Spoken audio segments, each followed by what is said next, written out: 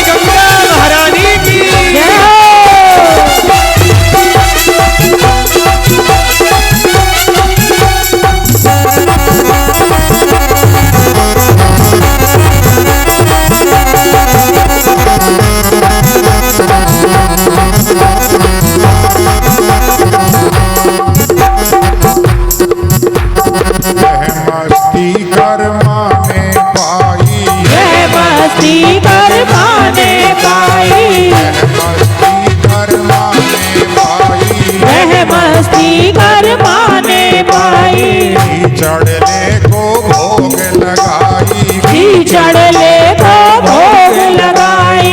आकर कहना भोग लगाओ, आकर गाना भोग लगाओ। कहती हंसती हंसती पिला दे, राम नाम की मस्ती पिला दे, राम नाम की मस्ती राम नाम की मस्ती पिला दे, राम नाम की मस्ती। दोनों हाथ ऊपर कर जयकारा लगाइए, बोलिए भागवत महापुराण की जय हो, सद्गुरु देव की जय हो, गंगा मैया की जय हो।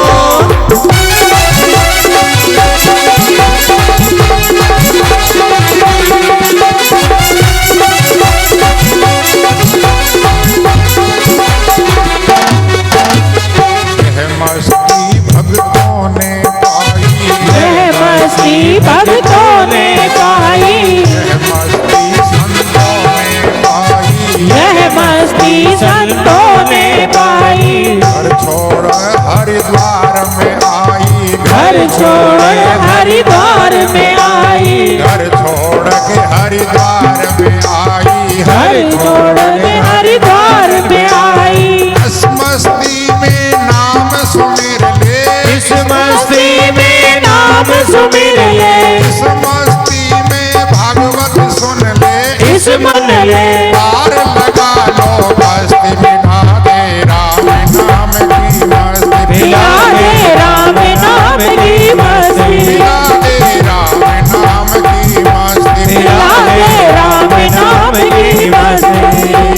पीने वाला कभी न ओ पीने वाला कभी न भूले,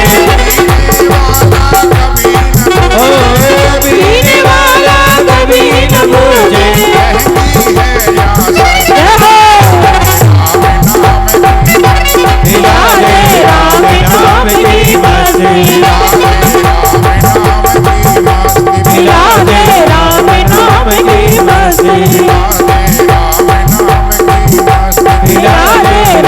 नाम की मस्ती पिला दे, राम नाम की मस्ती पिला दे, राम बिहारी लाल की जय। तुम्हारा सोनम जी कहते प्रभु बस ये मस्ती जो आनंद है कि हमारे जीवन में भी निरंतर उस आनंद की अनुभूति बनी रहे, ऐसी रसायन, ऐसी औषधि, ऐसी दवा पिलाओ। हाँ, पीने वाला कभी न पूछे महंगी या सस्ती है। आप जानते हो दुनिया में भी पीने वाले जो लोग होते हैं ना, हाँ, और चीजों के भावताव करेंगे। सब्जी लेने जाओगे तो वहां भी भावताव करोगे। वो जो पीने वाले होते हैं ना, वो भावताव करते हैं क्या? हाँ, पहले पैसे पकड़ाओ, हाँ, फिर मिले बोतल। वहां भावताव नहीं चाहिए। इसलिए बोले ये परमात्मा के भजन की मस्ती है। नानक दास जी महाराज कहते भैया वो जो नशा है ना वो थोड़ी देर का है। भांग तमाकू अमल की उतर जाए प्रभात।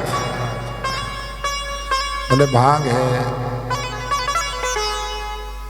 और भी कई प्रकार के अमल है, शराब है, ये आसुरी नशा है।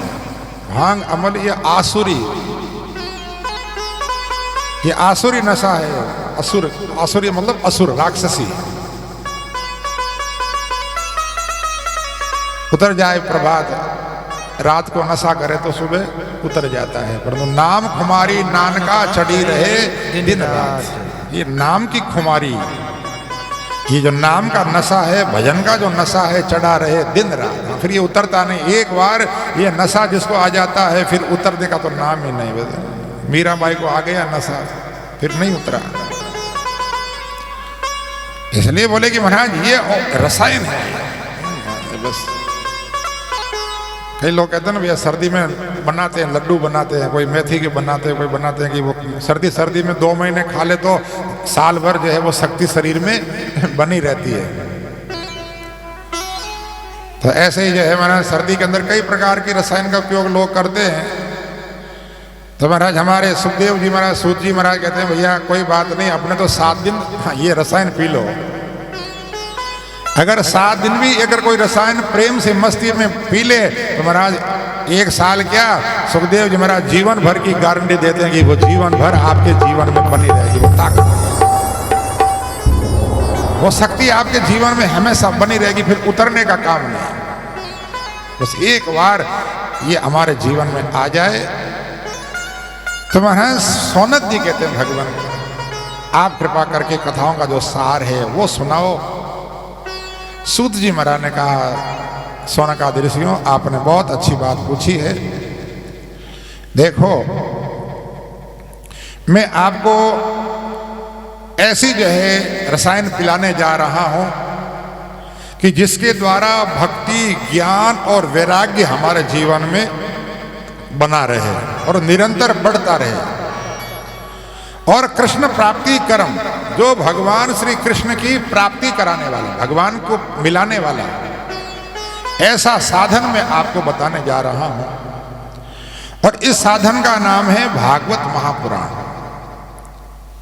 है ना, सूत जी कहते हैं एतस्मात् परम किंचित मनः शुद्ध्यै न विद्यते जन्मांतरे भवेत् पुण्यम तदा भागवतम लभेत।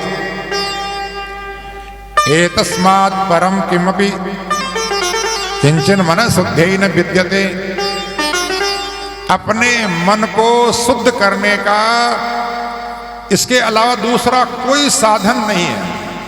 अपने मन को शुद्ध करने का एतत् अस्माद् अपरम किंचित न मनः, अपने मन को शुद्ध करने का ये परम सुंदर साधन है भागवत। मन को पवित्र करने का निर्मल मन जन सो मोहि पावा।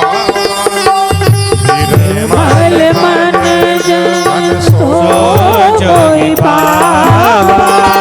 मोहि कपट मोहि कपट छल छेद न पावा।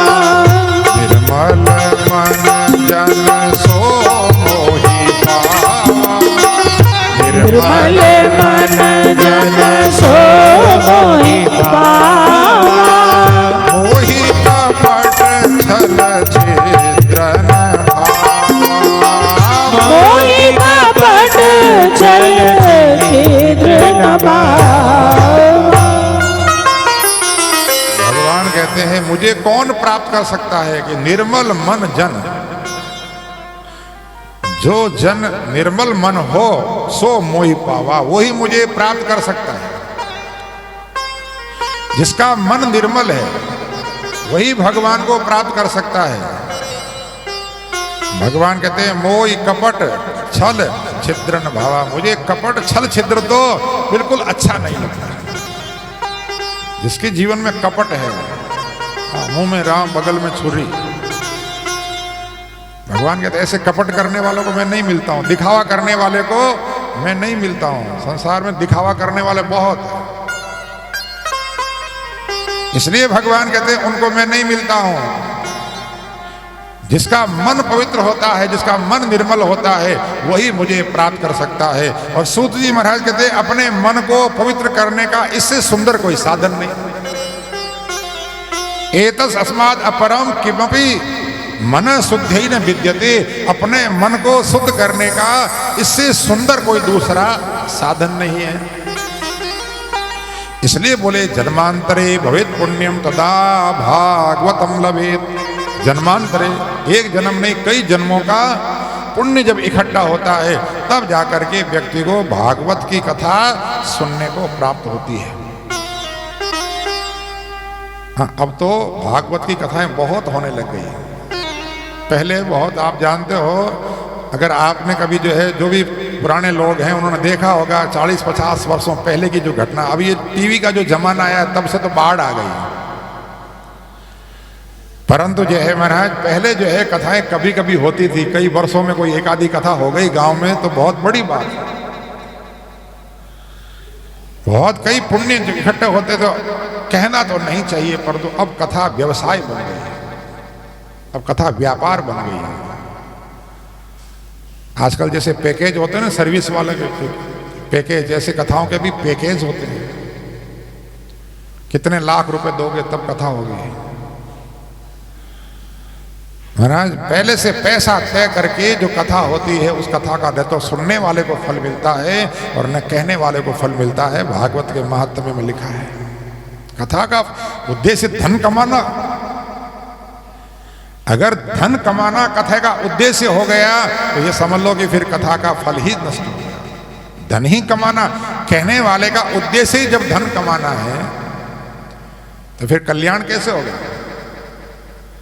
इसलिए बोले कि अब कथाएं वो कथाएं नहीं है, वो व्यवसाय हो गया, व्यापार हो गया। सब अपने अपने दुकान खोल के बैठे हैं और कथा को जिसने व्यवसाय बना लिया, व्यापार बना लिया, तो उस कथा का फल ही समाप्त हो जाता, फिर कथा का फल नहीं मिलता।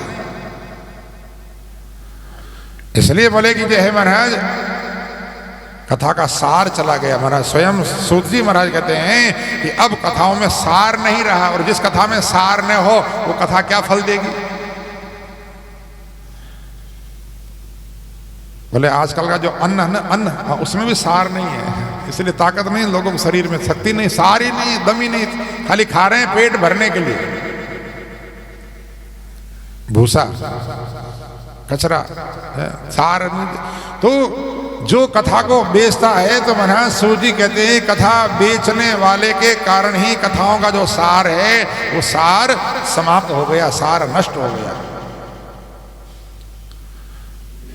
इसलिए बोले कि उस कथा का फल नहीं मिलता है। जहां पर धन कमाना उद्देश्य हो जिस कथा का, उस कथा का नहीं तो कहने वाले को फल मिलता। ठीक है, उस कहने वाले को धन रूपी फल भले ही प्राप्त हो गया हो, परंतु जो भागवत का फल मिलना चाहिए वो फल नहीं मिलता है। धर्म जो होता है वो धन कमाने के लिए नहीं होता है, और जहां पर धन की प्रधानता हो जाती है तो वहां पर धर्म गौण हो जाता है और धन प्रधान हो जाता है। इसलिए महाराज सुखदेव जी कहते हैं वो कथा जिससे हमारे जीवन का कल्याण हो, वो कथा जन्मांतरे भवेत पुण्यम तदा भागवतम लभेद। कई जन्मों का पुण्य इकट्ठा होता है, तब जाकर के वो कल्याण करने वाली जो भागवत की कथा है वो श्रवण करने को प्राप्त होती है। महाराज सूत जी कहते हैं जानते हो, जिस समय सुखदेव जी महाराज परीक्षित जी महाराज को भागवत की कथा सुनाने जा रहे थे, उस समय जो इंद्रादि देवता हैं वो सब के सब देवता अमृत का कलश लेकर के और वहां पर आए। सुधा कुंभम घृत्येव देवा तत्र समागमन। सब के सब जो देवता अमृत का कलश लेकर के और वहां पर आए। और पुनश्यामो वयम सर्वे श्रीमद् भागवतामृतम। वो देवता अमृत का कलश लेकर के आए और अमृत का कलश ला करके सुखदेव जी महाराज के सामने रख दिया और कहा कि महाराज एक काम करो, ये अमृत है ना जो हम लाए हैं ये तो आप पिला दो परीक्षित जी महाराज को, और ये जो भागवत रूपी अमृत है ये आप हमको पिला दो। क्यों? क्योंकि परीक्षित को तो श्राप लगाने की तक्षक नाग के डसने से मृत्यु हो जाएगी, तो हमारे द्वारा लाया हुआ जो अमृत है वो पीने वाले की फिर कभी मृत्यु नहीं होती। इसलिए चाहे तक्षक नाग डसे चाहे कोई भी डसे, इनकी मृत्यु नहीं होगी, तो आप ये अमृत इनको पिला दो, और ये भागवत रूपी जो अमृत है ये आप हमको पिला दो। ये बात सुनकर के सुखदेव जी महाराज हंसने लगे। और सुखदेव जी महाराज ने बड़ी सुंदर एक बात कही है, वसुधा क्व कथा लोक व काच क्व मणिर्मान ब्रह्मरातो विचार्येव तदा देवान जाहस है। महाराज सुखदेव जी अपने मन में विचार करके कहते हैं इधर कथा का सुधा लोक। अरे कहाँ तो ये भागवत रूपी अमृत और कहां तुम्हारे द्वारा लाया हुआ ये सुधा रूपी अमृत, इन दोनों की बराबरी कैसे हो सकती है? जरा एक विचार करो। क्व वाच है क्व मणिरमान। एक तो पारसमणि होती है, चिंतामणि है, पारसमणि, कई प्रकार की मणियां होती है। चिंतामणि का फल है, उसका क्या कार्य है कि जो भी सोचो आप वो फल आपको प्राप्त हो जाता है। पारसमणि लोहे को स्पर्श कराओ तो सोना हो जाता है। और किसी के पास वो पारसमणि हो और वो ला करके दे आपके पास हो और वो ला करके कोई कांच का टुकड़ा लेके आए और कांच का टुकड़ा लेकर के आपसे कहे कि ये टुकड़ा तो आप रख लो और ये मणि मुझे दे दो, दोगे? अरे भैया, मेरे पास जो मणि है वो चिंतामणि है, पारसमणि है, और तू कांच के टुकड़े के बदले में मेरे से वो मणि लेना चाहता है तो कोई समझदार नहीं देगा, मना कर देगा। ऐसे ही बोले तुम्हारा लाया हुआ जो अमृत है उसकी कीमत कितनी है? बोले कांच के टुकड़े जितनी। और ये भागवत रूपी जो अमृत है महाराज, ये तो वास्तव में चिंतामणि से भी महान है, क्योंकि इस अमृत को पीने वाला हमेशा हमेशा के लिए परमात्मा के धाम का अधिकारी बन जाता है, उसको तो भगवत धाम की प्राप्ति होती है। इसलिए देवताओं के द्वारा लाए हुए अमृत की इसकी तुलना बराबरी नहीं हो सकती। इसलिए महाराज सुखदेव जी ने मना कर दिया कि भैया तुम इस भागवत कथा के अमृत के अधिकारी नहीं हो, जाओ तुम यहां से। इसलिए बोले कि जो है देवताओं को भी भागवत नहीं सुनने को मिली।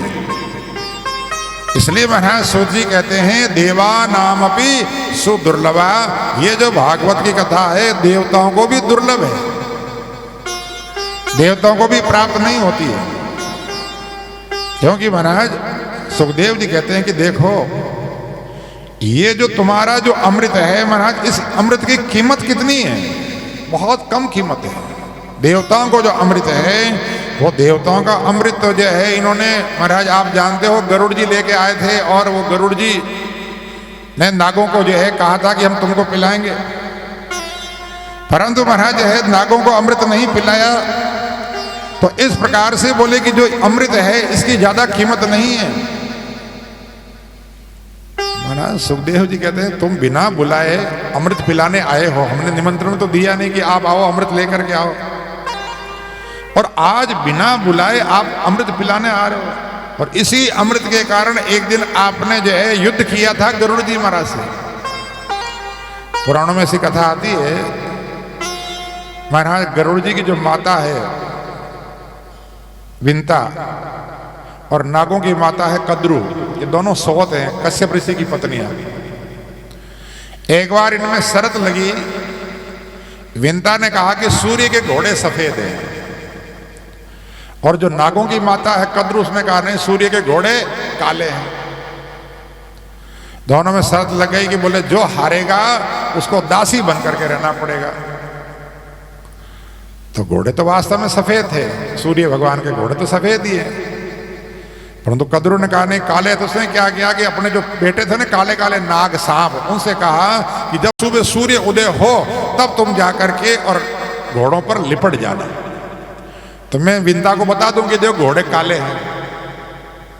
तो ठीक है, नाग जाकर के सुबह सुबह घोड़ों के शरीर पर लिपट गए, और जैसे ही सूर्योदय हुआ कि दोनों उदयाचल पर्वत पर खड़ी हो गई कद्रू और विंता। और कद्रू ने विंता से कहा कि देख तूने कहा था ना घोड़े सफेद है, कहा देख घोड़े काले हैं। तो कहा ठीक है अब क्या करते हो। विंता दासी बन करके सेवा करने लगी। एक दिन गरुड़ जी महाराज आए, गरुड़ जी ने कहा माँ क्या बात है, तुम तो बड़ी हो और ये तुम्हारी सोत है, तुम सेवा कर रही हो। तो बोले हमारे में दोनों में शर्त लगी थी, मैं शर्त हार गई। बोले कौन सी शर्त? तो बोले इसने कहा था घोड़े सूर्य के काले हैं, मैंने कहा था सफेद हैं, ये जीत गई। बोले घोड़े तो सफेद हैं काले है ही नहीं, जीत कैसे गई? बोला मेरे को तो जब दिखाया तब घोड़े काले दिखाई दिए। तब गरुड़ जी ने विचार अच्छा तो ये नागों की चाल थी। तो गरुड़ जी महाराज ने नागों से कहा कि तुम एक काम करो, हमारी माता जी को इस जहर से मुक्ति दिला दो तो मैं तुमको अमृत पिलाऊंगा। तो नागों ने कहा ठीक है आज दर्शन करवा देना, हम नहीं लिपटेंगे। तो उन्होंने कहा कि चलो आज देखते हैं कि घोड़े कैसे हैं। तो उन्होंने जाकर के देखा तो वास्तव में घोड़े तो सफेद ही थे, क्योंकि नाग लिपटे नहीं। वो अमृत का लोभ जो दिया गरुड़ जी महाराज ने, ये अमृत पीने से तुम अमर हो जाओगे, उस लोभ में जो गरुड़ जी महाराज अमृत लेने के लिए गए इंद्र के पास। बोले भैया मुझे उनको मैंने शर्त लगाई है तो मैंने पिलाना है। तो महाराज इंद्र ने युद्ध किया गरुड़ जी से, बोले मैं नहीं दूंगा अमृत। और उस युद्ध में महाराज गरुड़ जी ने देवताओं को पराजित किया और पराजित करके उनसे अमृत छीन करके लाए और ला करके उनको कहा कि पहले तुम मेरी शर्त पूरी करो, बाद में अमृत पिलाऊंगा, तुम फिर बाद में कहीं धोखा कर जाओ। तो पहले वो दिखाए घोड़े और उन्होंने कहा मैं अमृत ला करके यहाँ रख देता हूँ तुम्हारे सामने। जो कुसा होती है ना, कुसा डाब, उस कुसा के ऊपर उन्होंने कलश रख दिया, घड़ा रख दिया और कहते हैं कि जो है वो जैसे ही उन्होंने दिखाया कि वास्तव में घोड़े सफेद हैं और जैसे ही महाराज दिखाया कि गरुड़ जी महाराज वो कलश लेकर के वहां से वापस स्वर्ग में चले गए। अमृत पिलाया नहीं नागों को। बोले तुमने धोखा किया मेरी माँ के साथ, इसलिए मैं तुम्हें अमृत नहीं पिलाऊंगा। तो महाराज कहते हैं कि वो जो कुसा के ऊपर रखने से कुसा को पवित्र माना गया। आज भी अपने यज्ञ जब होता है तो उसमें कुसा की पवित्री बना करके और अंगुली में धारण की जाती है। कुसा को पवित्री माना, पवित्र माना है। और इसलिए बोले कि और कुछ बूंदे जो है वहां पर थोड़ी अमृत की गिर भी गई, तो नाग आए और कहते हैं अमृत तो था नहीं, तब वो उस कुसा को ही चाटने लगे। और कुसा को चाटने के कारण आप देखना सांप की जो जीभ होती है ऐसे चीरी हुई जैसे होती है, दो जीभ होती है सांप के, वो चीरा लग गया डाब से, कुसा से। तो महाराज सुखदेव जी कहते हैं कि उस दिन तो अमृत के लिए तुम लड़ाई कर रहे थे गरुड़ जी से, और आज बिना कहे बिना निमंत्रण दिए अमृत का कलश लेके आए हो। तुम देवता, कोई जरूर तुम्हारा कोई बड़ा स्वार्थ है, तब तुम बिना मतलब के कोई किसी को अमृत पिलाए। इसलिए लिखा है महाराज स्वकार्ये कुशला सुरा, ये देवता अपने मतलब में बड़े होशियार हैं, बड़े स्वार्थी हैं देवता लोग। बिना मतलब के कोई किसी का काम नहीं करता, देवता भी नहीं करते। इसलिए महाराज गोस्वामी कहते सुर नर मुनि जन की ये रीति, स्वार्थ लागी करहीं सब प्रीति। सुर नर मुनि जन की ये रीति, स्वार्थ लागी करहीं सब प्रीति। स्वार्थ लागी करहीं सब प्रीति। स्वार्थ लाग करहीं सब प्रीति। क्या तो सुर, सबसे पहला नाम आया सुर, कहते हैं देवता। सुर नर मुनि जन सब स्वार्थ से प्रेम करते हैं, बिना स्वार्थ के कोई किसी से प्रेम नहीं करता। तो देवता सबसे बड़े स्वार्थी है, इसलिए पहला नाम देवताओं का आया है। यहाँ हमारा सुखदेव जी कहते हैं स्व कार्ये कुशला सुरा, अपना कार्य मतलब निकालने में बड़े होशियार हैं, बड़े मतलबी हैं। इसलिए मना कर दिया, स्वार्थियों को मैं नहीं पिलाता हूं। तो मना सूत जी कहते हैं देवताओं को भी दुर्लभ है ये भागवत रूपी अमृत नहीं पीने को मिलता है। इसलिए ऋषियों आप बड़े भाग्यशाली हो कि आपको और हम सबको ये भागवत रूपी अमृत जो है पीने को मिलने जा रहा है। तो महाराज सुखदेव जी ने 7 दिनों तक परीक्षित जी महाराज को भागवत रूपी अमृत पिलाया। और आप जानते हो कि 7 दिन अमृत पिया है महाराज परीक्षित जी ने और उनका मोक्ष हुआ। और जिस समय महाराज परीक्षित जी का मोक्ष हुआ है, देवताओं ने भी बाजे बजा बजा करके उनका अभिनंदन किया है। बोले भागवत भगवान की जय, सुखदेव जी महाराज की जय। जब ब्रह्मा जी महाराज को पता चला कि भागवत की कथा श्रवण करने से परीक्षित जी महाराज का मोक्ष हुआ, तो ब्रह्मा जी को बड़ा आश्चर्य हुआ। उन्होंने विचार किया पुराण तो 18 है, परंतु केवल भागवत में से क्या विशेषता है कि भागवत की कथा श्रवण करने से परीक्षित जी महाराज का मोक्ष हुआ केवल 7 दिन में। तो कहते हैं कि जो है उन्होंने एक तराजू मंगाई, एक ज्ञान की तराजू है, और उस ज्ञान की तराजू के एक पलड़े पर तो भागवत जी को रखा है और दूसरे पलड़े पर धर्म के जितने भी साधन हैं, वो सारे साधनों को दूसरे पलड़े पर रखा है। परंतु महाराज सूत जी कहते हैं लघु अन्यानि जातानि घोरवेण इदम तदा ऋषिगणा सर्वे विस्मयं परमं ययु। लघु अन्यानि जातानि गौरवाणी इदम महत। महाराज जितने भी अन्य धर्म के साधन हैं सब लघु हो गए, हल्के हो गए, और ये भागवत वाला जो पलड़ा है गौरव भारी, पलड़ा नीचे, भागवत का पलड़ा नीचे और अन्य धर्मों का पलड़ा हल्का हो गया। जो पलड़ा हल्का होता है वो ऊंचा उठता है, जो भारी होता है वो नीचे होता है। तो बोले जो है महाराज अन्य धर्मों के साधन वाला पलड़ा हल्का हो गया और भागवत का पलड़ा गौरव भारी हो गया। सबको बड़ा आश्चर्य हुआ कि ये क्या कारण क्या है। अगर यूं संसार की दृष्टि से देखा जाए तो भैया अपन एक तरफ एक किताब रखें, 1 किलो की 2 किलो की, एक तरफ 1-1 किलो की 10 किताबें रखें तो भारी पलड़ा कौन सा होना चाहिए। जिधर किताबें ज्यादा रखी है, जिधर वजन ज्यादा रखा है वो पलड़ा भारी होना चाहिए सांसारिक दृष्टि से। तो वहां पर भागवत एक ग्रंथ एक तरफ रखा है और धर्म के अन्य हजारों ग्रंथ दूसरे पलड़े पर रखे, परंतु जहां अन्य हजारों ग्रंथ रखे हैं वो पलड़ा हल्का हो गया और भागवत का पलड़ा भारी हो गया। सारे ऋषियों को आश्चर्य हुआ। बोले महाराज ये कारण क्या है। महाराज ब्रह्मा जी बोले ये पलड़ा भारी क्यों है पता है आपको। अरे इसमें भगवान स्वयं विराजमान है। इस भागवत के अंदर जिस परमात्मा स्वयं विराजमान है, भगवान स्वयं जिसमें बैठे हो, आज उनसे कोई पलड़ा भारी हो सकता है क्या। वो कथा आती है ना कि एक बार सतभामा जी ने नारद जी महाराज से कहा, बोले महाराज ऐसा कोई उपाय बताओ कि जन्म जन्मांतरों तक भगवान मुझे पति रूप में प्राप्त होते रहे। तो नारद जी ने कहा, देवी जो चीज बार बार प्राप्त करना चाहती हो ना उसका दान करना चाहिए। इस जन्म में जो दान किया जाता है वो अगले जन्म में हमको फिर प्राप्त होता है, कई गुना होकर के मिलता है। तो बोले महाराज फिर एक काम करें, मैं आपको ही कर दूं, आप संत हो। बोले चलो कर दो। तो बोले संकल्प करो, लो हाथ में जल लो। हाथ में जल लिया, सतभामा जी ने संकल्प कर दिया कि मैं आपको भगवान का दान करती हूँ। भगवान को दान करने का संकल्प किया तो भगवान नारद जी ने भगवान का हाथ पकड़ा, बोले चलो प्रभु मेरे साथ। बोले क्यों। बोले सतभामा जी ने दान कर दिया, आपको दान की हुई चीज तो ले जाऊंगा ना, तो आपको दान कर दिया तो चलो मेरे साथ में। अब महाराज नारद जी लेकर के रवाना हुए। अब सतभामा जी घबराई, अरे नारद जी महाराज ये क्या कर रहे हो, भगवान को कहाँ ले जा रहे हो। बोले आपने दान किया। अरे भैया जो चीज दान की हुई है वो तो वो ले जाएंगे, और कहाँ है। अरे बोले महाराज गलती हो गई, कुछ दूसरा उपाय बताओ।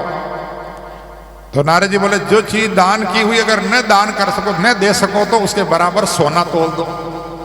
बोले हाँ सोने की तो मेरे पास कोई कमी है नहीं, मेरे पास तो वो मणि है महाराज, सोना नहीं, रोज 8 बार सोना देती है।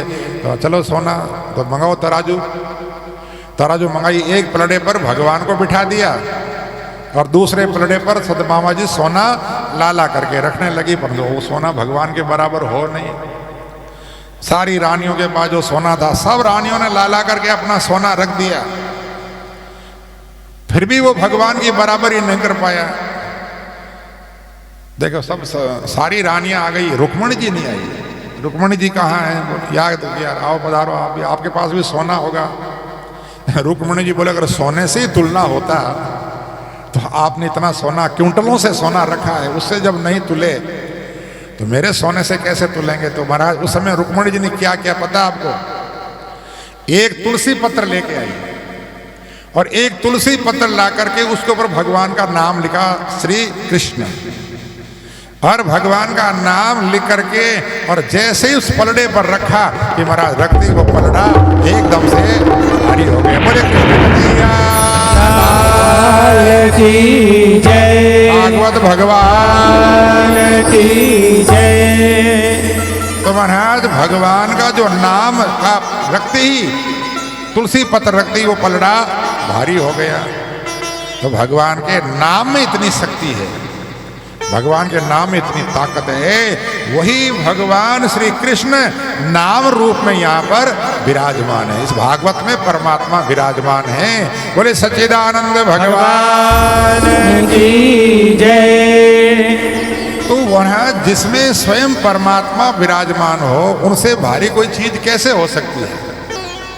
इसलिए महाराज ब्रह्मा जी ने सारे ऋषियों को कहा, यह भागवत केवल कोई पुस्तक नहीं है, ये केवल किताब नहीं है, ये स्वयं भगवान श्री कृष्ण का स्वरूप है ये भागवत।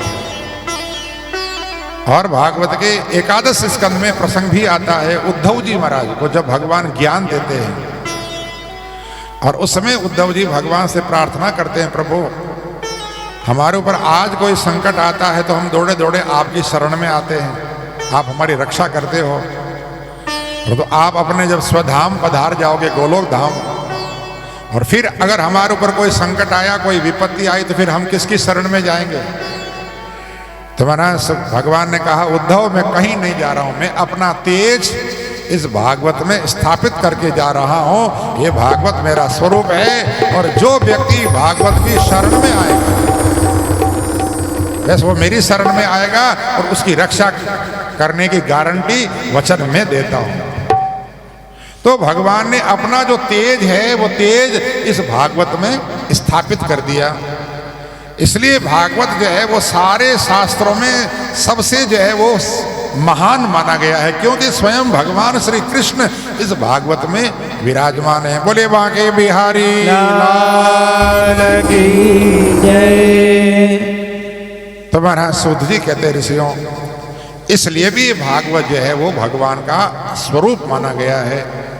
इस भागवत की कथा श्रवण करने से महाराज भगवान के स्वरूप की अनुभूति होती है, और उस परमात्मा की कृपा का जो है वो अनुभव हम सबको होता है। एक बार की बात है कि महाराज यही भागवत की कथा सनकादिक ऋषियों ने नारद जी महाराज को सुनाई थी। सौनक जी महाराज ने पूछा, भगवान ये सौनक जी और नारद जी महाराज का संवाद कहाँ पर हुआ? और हमने तो सुना है कि नारद जी महाराज 2 घड़ी से ज्यादा कहीं ठहरते नहीं। तो 7 दिनों तक उन्होंने भागवत की कथा बैठ के सुनी। ये प्रसंग कैसे हुआ, आप कृपा करके हमको सुनाएं। महाराज सूत जी कहते ऋषियों, बात ऐसी एक बार की बात है कि नारद जी महाराज जो है वो भारत की परिक्रमा में आए। भारत में जितने भी तीर्थ हैं, सारे तीर्थों का दर्शन करने के लिए वो भारत में आए। महाराज सारे तीर्थों का उन्होंने दर्शन किया, जितने भी तीर्थ हैं भारत में, हरिद्वार, काशी, अयोध्या और जो है प्रयागराज आदि, गया जी, गंगा सागर, सेतुबंध, रामेश्वरम आदि सब तीर्थों का दर्शन किया। पुष्कर में भी गए, परंतु महाराज नारद जी ने क्या देखा, कहीं पर भी शांति नहीं है। तीर्थों के अंदर भी जो है कामी, क्रोधी, लोभी आकर के बैठ गए, सब धर्म का धंधा बना के बैठ गए। इसलिए न तो कहीं पर सुख है, न कहीं पर शांति है, न ही कहीं ज्ञान है, न कहीं वैराग्य है। ऐसे महाराज नारद जी मन में विचार करते करते अंत में वृंदावन पहुंचे, और वृंदावन में पहुंचे तो वहां पर क्या देखा, एक जवान स्त्री बैठी है और 2 बूढ़े पुरुष उसकी गोदी में सो रहे हैं। नारद जी महाराज देखते देखते वहां से श्रीमन नारायण नारायण नारायण करते हुए निकल रहे थे, और उसी समय महाराज उस स्त्री ने एकदम खड़े होकर कहा, भो भो साधो क्षणम तिष्ठ मच्चिंतामपि नाशय दर्शनम तव लोकस्य सर्वता अघहरम परम।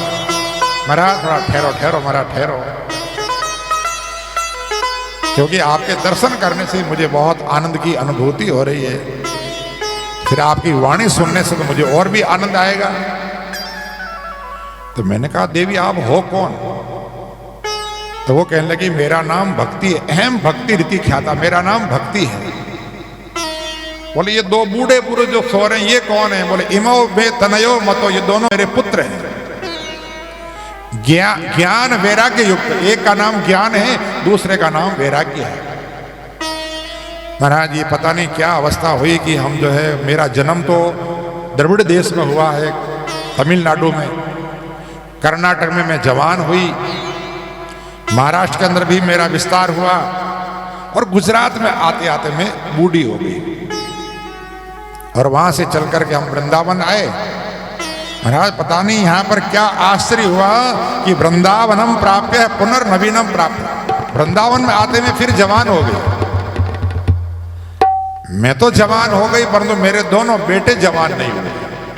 ज्ञान और वैराग्य, यही मेरा दुख है कि संसार में देखा जाता है कि माँ बूढ़ी होती है और बेटे जवान होते हैं, परंतु यह काम उल्टा हो गया।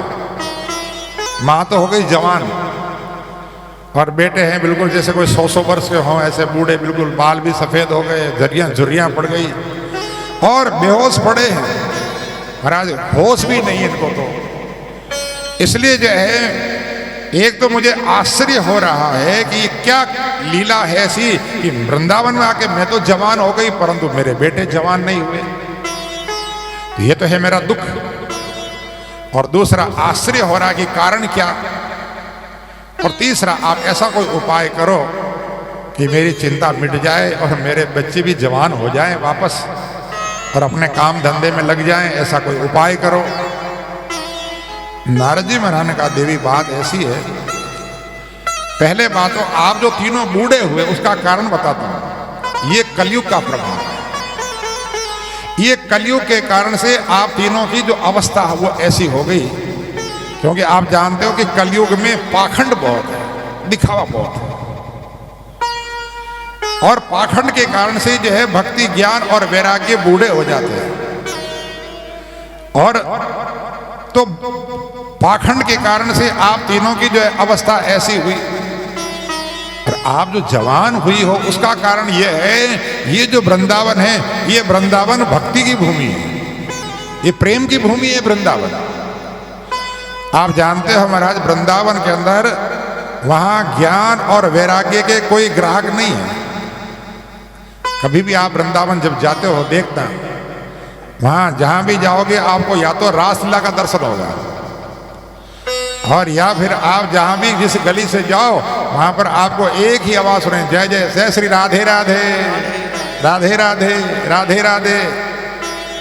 हाँ, वहां पर राम राम करने वाला कोई नहीं मिलेगा आपको वहां। दूसरी वहां तो आपको केवल राधे राधे। राधा क्या है? ये राधा भक्ति स्वरूप है।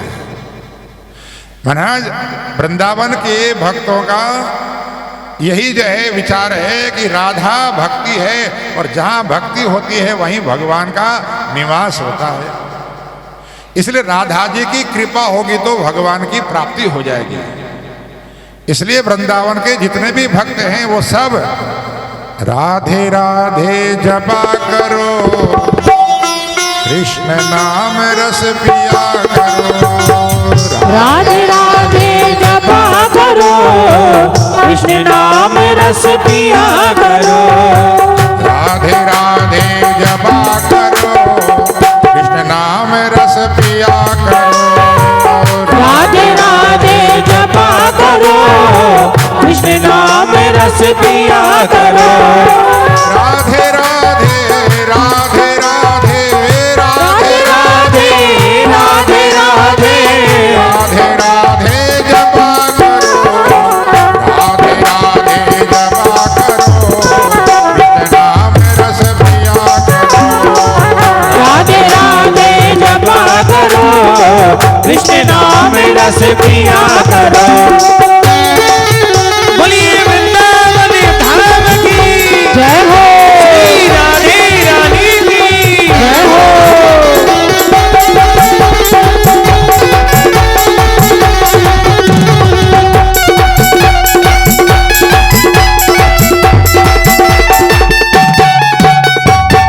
राधे देंगी तुमको शक्ति, मिलेगी तुमको कृष्ण की भक्ति।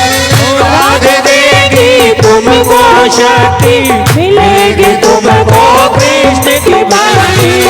भक्ति बातों में पाया करो, कृष्ण नाम रस पिया करो।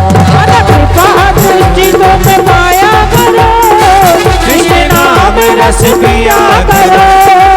राधे राधे जपा करो, कृष्ण नाम रस पिया करो। कृष्ण नाम रस पिया करो। बोलिए श्री बांके बिहारी लाल की जय हो, श्री गंगा महारानी की जय हो।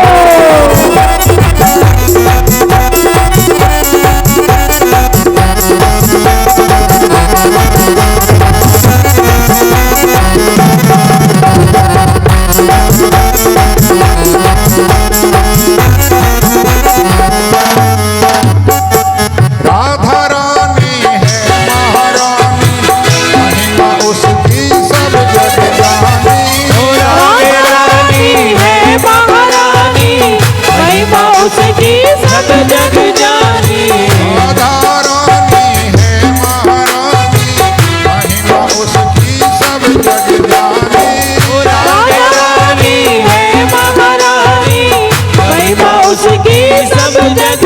राधे चरणों में प्रीति लगाया करो, कृष्ण नाम रस पिया करो, नाम रस पिया करो,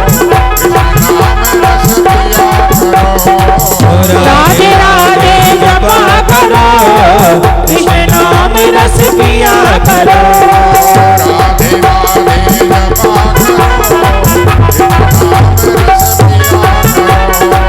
राधे राधे जपा करो, कृष्ण नाम रस पिया करो, राधे राधे जपा करो, राधे राधे जपा करो, कृष्ण नाम रस पिया करो, राधे राधे जपा करो, राधे राधे जपा करो, कृष्ण नाम रस पिया करो। बोलिए अनंत श्री हरियाम जी महाराज की जय हो,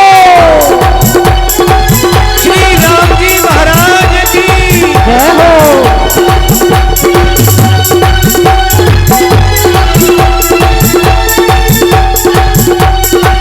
राधे जू में शरण तुम्हारी, कृपा तुम्हारी से मिले बिहारी, राधे जू में शरण तुम्हारी, कृपा तुम्हारी से मिले बिहारी, राधे शरण में जाया करो, कृष्ण नाम रस पिया करो, नित राधे शरण में जाया करो, कृष्ण नाम रस पिया करो, राधे राधे जपा करो, कृष्ण नाम रस पिया करो, राधे राधे जपा करो, कृष्ण नाम रस पिया करो। गोकुल जी में राधे राधे गोकुल जी में वृंदावन में वृंदावन में मथुरा जी में मथुरा जी में परिक्रमा में गोवर्धन में गोवर्धन में मधुबनी में मधुबनी में रमण रहित में भैया बोले कपड़े बोले मुझ में भी है, मुझ में भी है, मुझ में भी है, मुझ में भी है,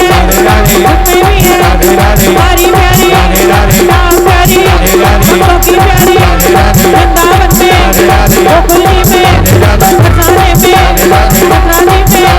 गोवर्धन में परिक्रमा में भैया बोले कपड़े बोले प्यारी प्यारी राम प्यारी हमको की प्यारी राधे राधे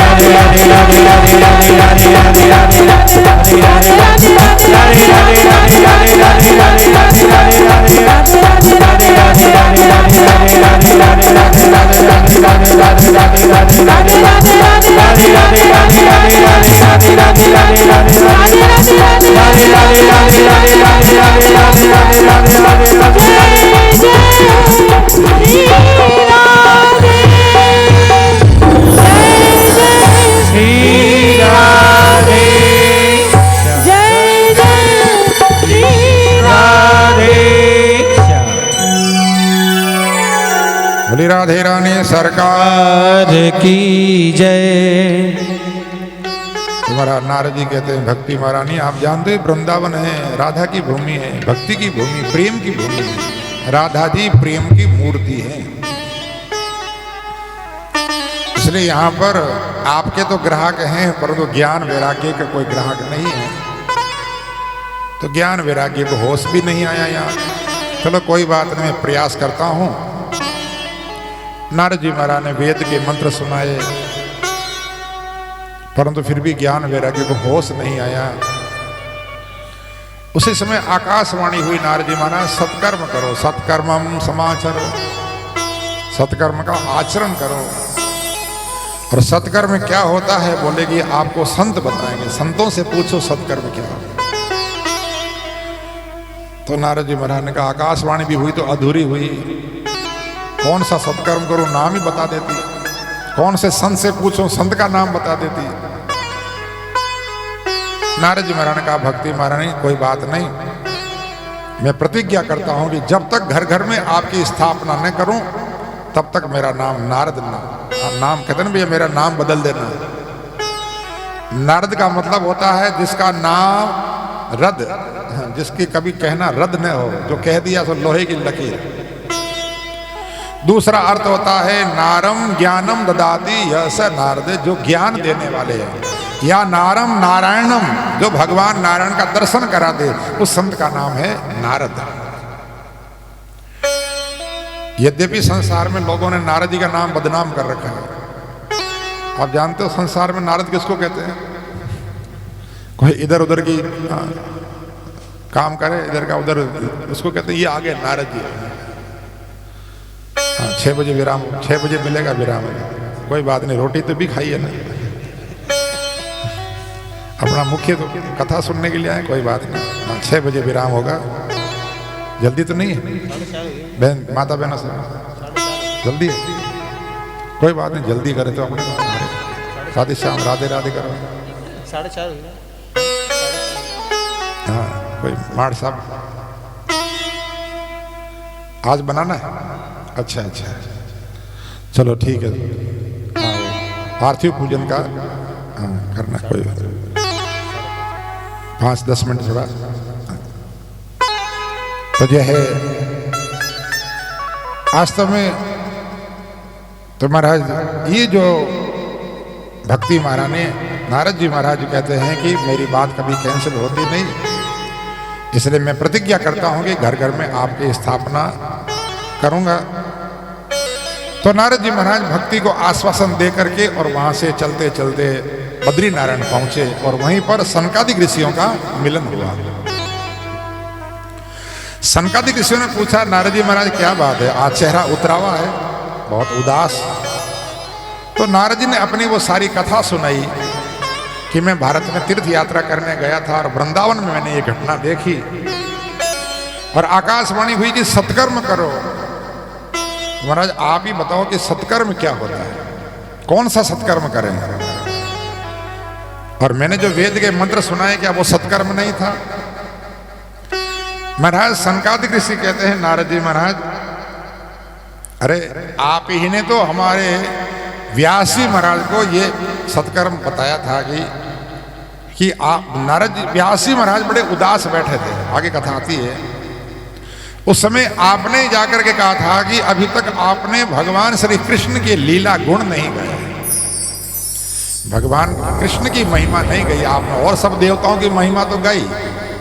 शिव पुराण में शिव जी की गाई, ब्रह्म पुराण में ब्रह्मा जी की गाई, विष्णु पुराण में विष्णु जी की महिमा गाई, देवी भागवत में देवी की महिमा गाई आपने, और सारे गणेश पुराण में गणेश जी की महिमा गाई, सारे देवताओं की महिमा गाई आपने। अभी तक आपने भगवान कृष्ण की लीला का वर्णन नहीं किया। तो आपने ही प्रेरणा की थी और आपकी प्रेरणा से ही व्यास जी महाराज ने भागवत की रचना की है भगवान श्री कृष्ण की लीला का वर्णन करने के लिए। और इसलिए बोले कि जो है महाराज आप जो है स्वयं ही भूल गए, तो आप भी भागवत सप्ताह का आयोजन करो तो आपका मनोरथ पूर्ण होगा। तो बोले महाराज कहाँ करें, आप ही बताओ। तो सनकादिक ऋषियों ने कहा कि वैसे तो कहीं भी कर सकते हैं, परंतु हम आपको सबसे अच्छा स्थान बताते हैं, हरिद्वार। हरिद्वार में गंगा के किनारे पर आप ये सप्ताह का आयोजन करो। महाराज गंगा का किनारा है और बड़ा सुंदर जो है वो स्थान है। तो नारद जी महाराज ने कहा हम बोले महाराज फिर एक काम करो, वक्ता आप ही बन जाओ, किसको ढूंढने जाऊं मैं। तो सनकादिक ऋषियों से प्रार्थना की कि आप ही पधारो और हमको भागवत की कथा सुनाओ। तो बद्री नारायण से चल करके सनकादिक ऋषि नारद जी महाराज यहाँ हरिद्वार में पधारे और यहीं हरिद्वार में गंगा के तट पर, वैसे तो कहते हैं कि जो अपने ये ऋषिकेश जहाँ गीता भवन बना है, ऐसा ही जो है पावन तट कहीं हरिद्वार गंगा का ही कोई किनारा, वहीं पर जो है भागवत सप्ताह का आयोजन किया गया। चारों सनकादिक ऋषि महाराज व्यास गद्दी पर विराजमान हुए हैं। सनत कुमार जी महाराज मुख्य वक्ता बने हैं और उन्होंने सबसे पहले भागवत की महिमा सुनाई। सदा सेव्या श्रीमद् भागवती कथा यस्या श्रवण मात्रेण हरिश्चित्तम समाश्रयेत्। संत कुमार जी कहते हैं सदा सेव्या श्रीमद् भागवती कथा। भागवत की कथा का सेवन हमेशा करना चाहिए, सदा। एक बार नहीं, दो बार, सदा सेव्या, सदा सेव्या। श्रीमद् भागवती कथा, बोले इसका श्रवण हमेशा करते रहो। बोले महाराज श्रवण करने से मिलेगा क्या? मैंने कहा ना भाई, आदमी पहले सोचता अब हमको मिलेगा क्या? अरे नहीं मिले तो बाप को भी प्रणाम नहीं करें, बाप की संपत्ति मिले तो बाप को प्रणाम करें, अगर बाप अपनी संपत्ति हमको न दे तो बाप को भी प्रणाम नहीं करें हम तो। ऐसे लोग हैं। तो भागवत की कथा श्रवण करने से हमको क्या मिलेगा? तो महाराज सनत कुमार जी कहते हैं यस्या श्रवण मात्रेण, इसके श्रवण करने मात्र से हरि चित्तम समाश्रयेत, भगवान हरि जो है वो आपके हृदय में आकर के विराजमान हो जाएंगे, आपके हृदय का आश्रय लेंगे, भगवान आपके घट में आकर के विराजमान हो जाएंगे। ये भागवत की कथा का सबसे बड़ा फल है कि जिसके श्रवण करने मात्र से हरि चित्तम आश्रय, भगवान हमारे चित्त में आकर के विराजमान हो जाते हैं, आश्रय लेते हैं। ये भगवान हमारे हृदय को अपना घर बना लेते हैं, अपना ठिकाना बना लेते हैं। इसलिए बोले भागवत की कथा का श्रवण हमेशा करते रहो, एक बार, दो बार, 10 बार गिनती मत करो। जब तक प्राण है, जब तक श्वास है, तब तक भागवत की कथा का श्रवण करते रहो। यही जो है जीवन का आनंद है। महाराज सूत जी कहते हैं ऋषियों, जिस समय है सनत कुमार जी महाराज भागवत की महिमा सुना रहे थे, अभी भागवत कथा प्रारंभ नहीं हुई, केवल भागवत की महिमा ही सुना रहे थे। और महाराज उसी समय एक बहुत बड़ा आश्चर्य हुआ। और आश्चर्य क्या हुआ कि उसी समय महाराज वो भक्ति, ज्ञान और वैराग्य तीनों के तीनों नाचते हुए और भगवान के नाम का सुमिरन करते हुए वहां पर हरिद्वार में प्रकट हो गए। बोले भागवत महापुराण की जय। तीनों के तीनों भगवान के नाम का कीर्तन कर रहे हैं। श्री कृष्ण गोविंद हरे मुरारे, हे नाथ नारायण वासुदेव। श्री कृष्ण गोविंद हरे मुरारे, हे नाथ नारायण वासुदेव। श्री कृष्ण गोविंद हरे मुरारे, हे नाथ नारायण वासुदेव। श्री कृष्ण गोविंद हरे मुरारे, हे नाथ नारायण वासुदेव। हे नाथ नारायण वासुदेव, हे नाथ नारायण वासुदेव। हे नाथ नारायण वासुदेव, हे नाथ नारायण वासुदेव। श्री कृष्ण गोविंद हरे मुरारे, हे नाथ नारायण वासुदेव। श्री कृष्ण गोविंद हरे मुरारे, हे नाथ नारायण वासुदेव। श्री कृष्ण गोविंद हरे मुरारे, हे नाथ नारायण वासुदेव। श्री कृष्ण गोविंद हरे मुरारे, हे नाथ नारायण वासुदेव। श्री कृष्ण गोविंद हरे मुरारे, हे नाथ नारायण वासुदेव। श्री कृष्ण गोविंद हरे मुरारे, हे नाथ नारायण वासुदेव। हे नाथ नारायण वासुदेव।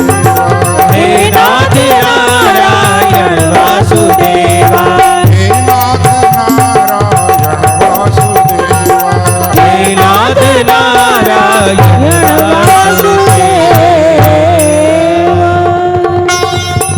भक्ति, ज्ञान, वैराग्य तीनों के तीनों नाचते हुए भगवान के नाम का कीर्तन करते हुए वहां हरिद्वार में जहाँ कथा चल रही थी वहां पधारे।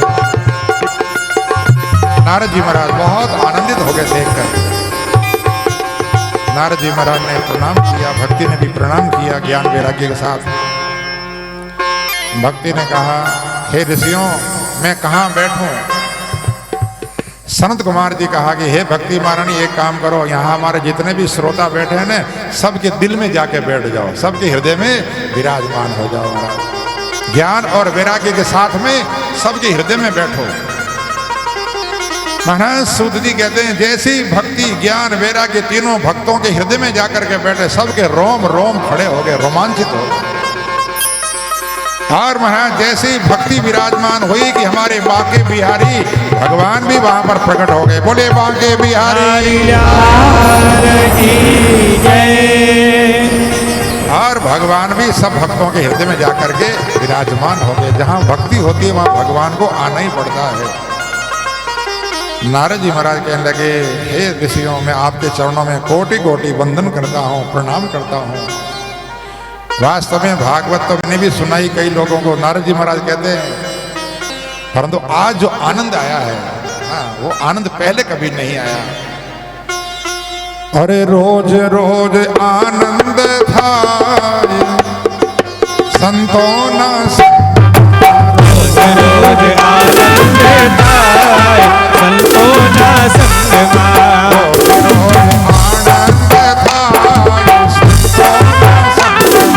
रोज आनंद था संतों ना संगमा।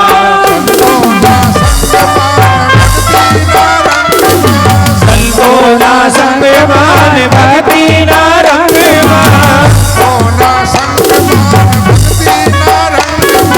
संतों ना संगमान भक्ति ना रंगमा।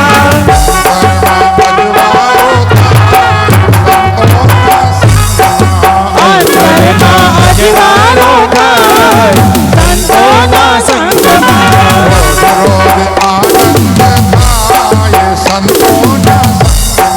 रोज रोज आनंद था संतों ना संगमा। पुराण की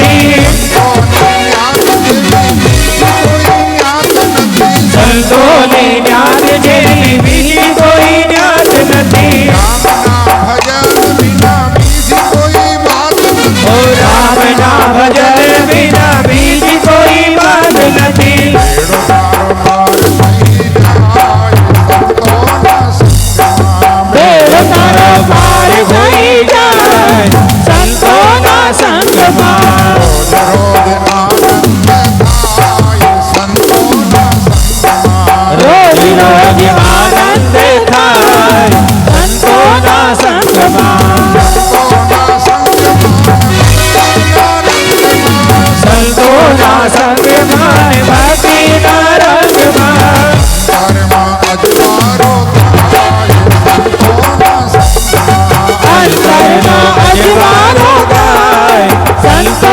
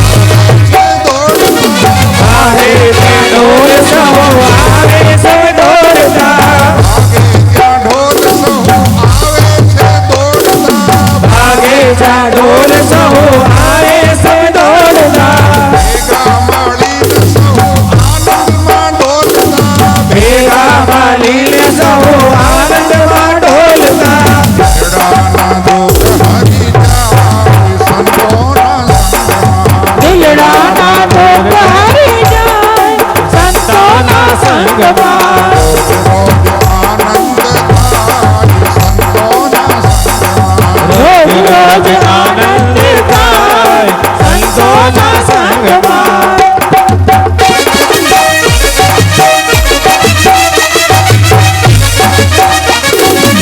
બોલીએ ભાગવત મહાપુરાણ કી જય હો શ્રી સુખદેવજી મહારાજ કી જય હો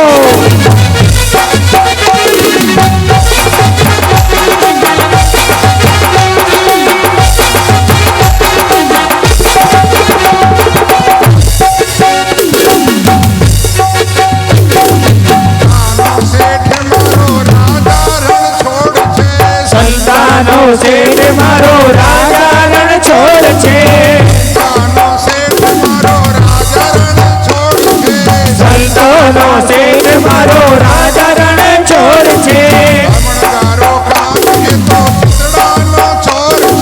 બ્રાહ્મણગારો યારે નો ચિતડાનો ચોર છે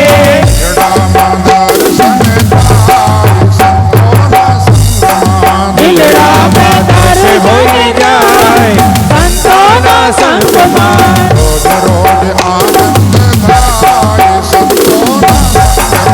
રોજ રોજ આનંદ થાય સંતોના સંગમાં સંતોના સંતોના સંગમાં ભક્તિનો રંગમાં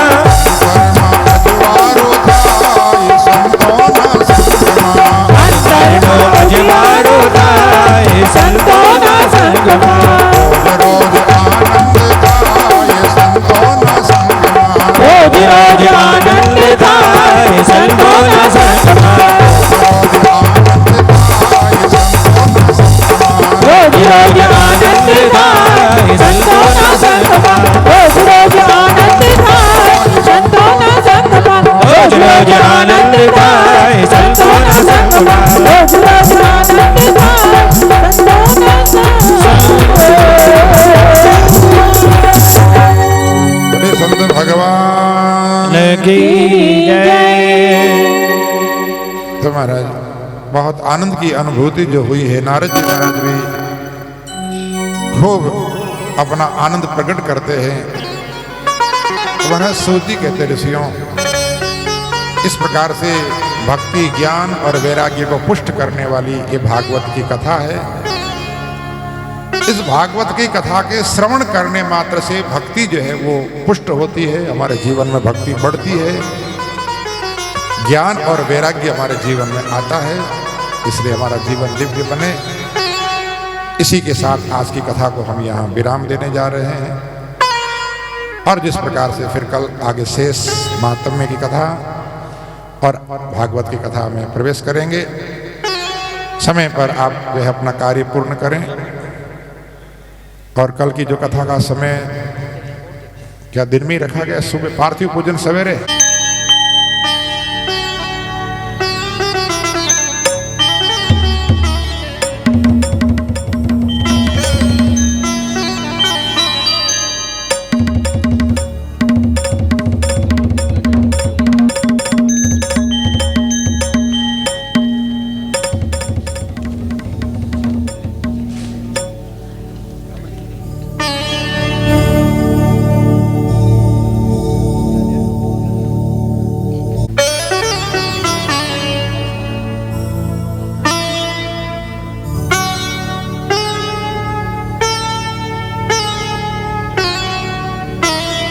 प्रकार से जो है कल का समय कथा का सही 10 बजे सभी तैयार हो जाएं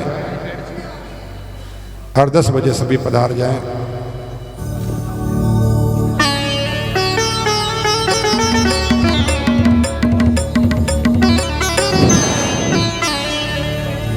ये एक चाबी भोजनशाला में किसी की मिली है, अपना अपना जेब संभालो, जिसकी हो वो ले ले मेरे से। और अभी आप सबके लिए चाय तैयार हो रही है, 10 मिनट आप ये पूजा कर लो, चाय तैयार है बिल्कुल।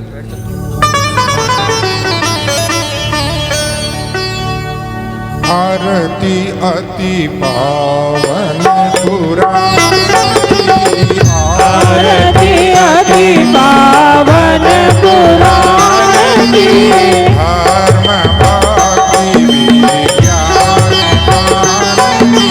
धर्म भक्ति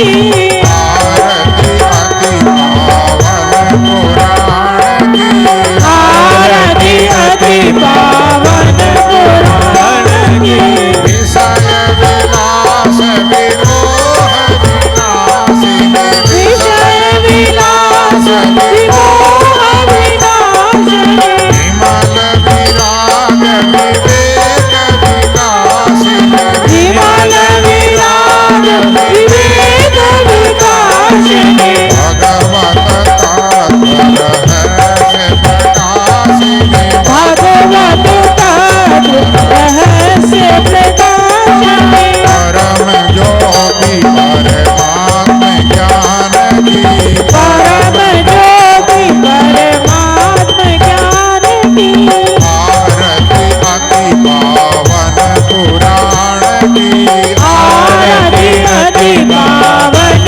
पुराण की परमहंस मुनि मन उल्लासिनी परमहंस मुनि मन उल्लासिनी रसिक हृदय रस रास विलासिनी रसिक हृदय रस रास विलासिनी भोक्ति भोक्ति रति प्रेम सुदासिनी भोक्ति भोक्ति रति प्रेम सुदासिनी कथा अकिंचन प्रिय सुजान की कथा अकिंचन प्रिय सुजान की आरती अति पावन पुराण की आरती अति पावन पुराण की धर्म भक्ति विज्ञान भक्ति ज्ञान ज्ञान की आरती अति पावन पुराण की आरती अति पावन पुराण की कर्पूर गौरम करुणानुदारम सदा वसंत प्रियाय वेले भवं भवानी मंगलं भगवान् विष्णु मंगलं गणपति मंगलं गणपति मंगलाय सर्वमंगले शिवे सर्वाधिकारिणे शरण्ये त्र्यंबके गौरी नारायणी नमोस्तुते नारायणी नमोस्तुते नारायणी नमोस्तुते हरे राम राम राम हरे हरे हरे कृष्ण कृष्ण हरे हरे कृष्ण कृष्ण हरे हरे कृष्ण